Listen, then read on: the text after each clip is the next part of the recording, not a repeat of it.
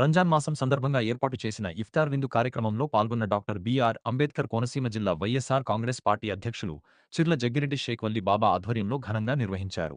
ఈ సందర్భంగా చిర్ల జగ్గిరెడ్డి ముస్లిం సోదరులకు రంజాన్ మాస శుభాకాంక్షలు తెలియజేస్తూ రంజాన్ మాసం శాంతి, సహనం, సోదరభావానికి ప్రతీకగా నిలుస్తుందని పేర్కొన్నారు. సమాజంలో ఐక్యతను పెంపొందించే ఇలాంటి కార్యక్రమాలు ఎంతో అవసరమని అన్నారు. ఈ కార్యక్రమంలో స్థానిక ముస్లిం పెద్దలు, వైఎస్ఆర్ కాంగ్రెస్ పార్టీ నాయకులు, కార్యకర్తలు మరియు పెద్ద సంఖ్యలో ప్రజలు పాల్గొన్నారు. ప్రపంచ దేశాలకు ఒక ఉదాహరణగా నిలిచిందని చెప్పి సందర్భంగా మనం చేస్తూ ఉన్నాం.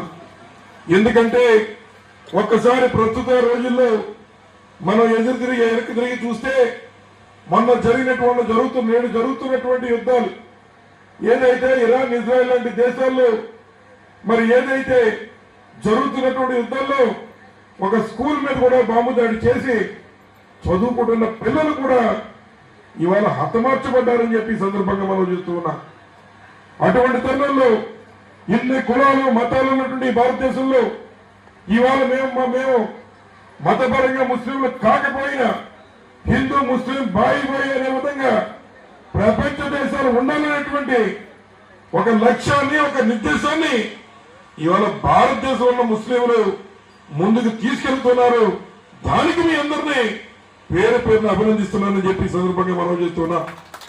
మరి అలాగే ఏదైతే మైనార్టీస్, ముఖ్యంగా మైనార్టీస్ గా ఉన్నటువంటి మీరు మైనార్టీస్ అనుకుంటున్నారేమో కానీ ఈరోజు ఈ రాష్ట్రంలో రాజకీయంగా మాట్లాడకూడదేమో తెలియదు కానీ వైఎస్ఆర్ కాంగ్రెస్ పార్టీ కానీ లేదా వైఎస్ జగన్మోహన్ రెడ్డి గారు కానీ లేదా రాజశేఖర రెడ్డి గారు కానీ అనేక సార్లు ముఖ్యమంత్రిగా పనిచేశారంటే దాని వెనకాల ఉన్నటువంటి మరి సాయం హస్తం మీదని ఈ సందర్భంగా మీ అందరికీ మనవి చేస్తూ ఉన్నా. ఇక్కడ మైనార్టీలు ఏమో కానీ మరి ఏదైతే రాయలసీమ వైపు వెళ్తే అక్కడ ఎవరు అధికారులు రావాలనేటువంటిది అక్కడ కానీ రాష్ట్రంలో కానీ నిర్దేశించేటువంటి శక్తి కలిగినటువంటి వారు మీరని చెప్పి సందర్భంగా మనవి చేస్తూ ఉన్నాం. అలాగే నాయకులు గెలుస్తూ ఉంటాం, ఎవరు చేయగలిగే కార్యక్రమాలు వారు చేస్తూ ఉంటారు.